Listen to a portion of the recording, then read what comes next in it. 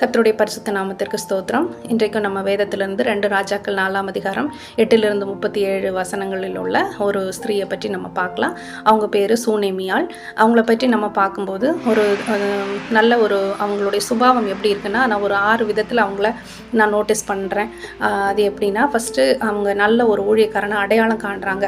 அப்போது அவங்க ஊழியக்காரனை வீட்டிற்கு அழைத்து விருந்து செய்வதும் மாத்திரமல்ல, அதோடு கூட இவர் தேவ மனிதன் என்று காண்கிறேன் என்று சொல்லி கணவர்கிட்ட பெர்மிஷன் வாங்கி மேலறை வீடை கட்டி தராங்க. அவங்க வந்து இளைப்பாடுறதுக்காக ஆண்டவருடைய மனுஷனுக்காக வீடு கட்டி தராங்க. செகண்ட் திங், மூணாவது, அவங்க எதுவுமே ஆண்டவர்கிட்ட கேட்கல.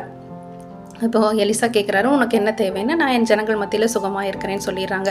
பட் அவளுக்கு தேவை இருந்தும் அவள் வந்து ஆண்டவர் சமூகத்தில் சொல்லலை.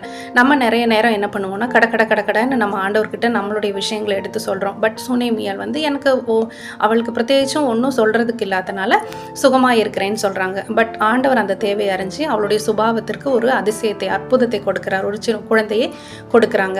அது மாத்திரமல்ல, அந்த குழந்தை கொஞ்ச நாள் வளர்ந்து பெரியவனாகும்போது அவங்க அந்த குழந்தைக்கு உடம்பு சரியில்லாமல் போய் தலைமடியில் அப்படியே சாய்ஞ்சு மத்தியானம் வரைக்கும் உயிரோடு இருந்து செத்து போகிறான். பட் அந்த சூனேமியால் என்ன செய்கிறாங்க, கிடைச்ச இடம் எங்கே கிடைச்சிச்சோ அங்கே போய் மறுபடியும் அந்த குழந்தைக்காக ஒரு மன்றாடுகிற ஒரு தாயாக இருக்கிறாங்க. குழந்தை இறந்தது என்று தெரிந்தும் கூட ரூமில் வச்சுட்டு அவங்க வந்து எலிசா தீர்க்கதரிசியை மீட் பண்ண வராங்க.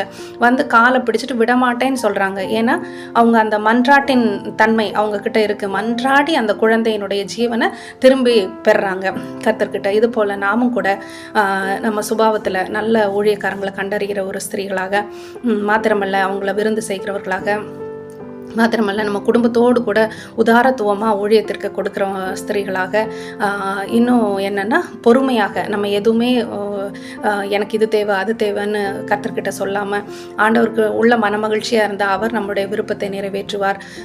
அதுவும் இல்லாமல் மன்றாடுகிற ஒரு தன்மை நம்மக்கிட்ட இருக்கணும். நம்ம ஒரு விஷயம் ஆண்டவர்கிட்ட கேட்குறோம் அப்படின்னா அதில் மன்றாட்டு, அது கிடைக்கிற வரை நம்ம மன்றாடணும். இந்த சூனேமியாளுக்கு கிடைச்சிருச்சு, தன் மகனுடைய ஜீவனை திரும்பி கிடைத்தது.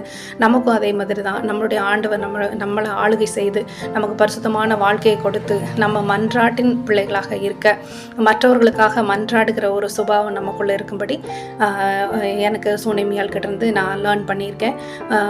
கர்த்தருடைய வசனம் நம்மக்கிட்ட பேசினதற்காக ஆண்டவருக்கு ஸ்தோத்திரம். தேங்க்யூ.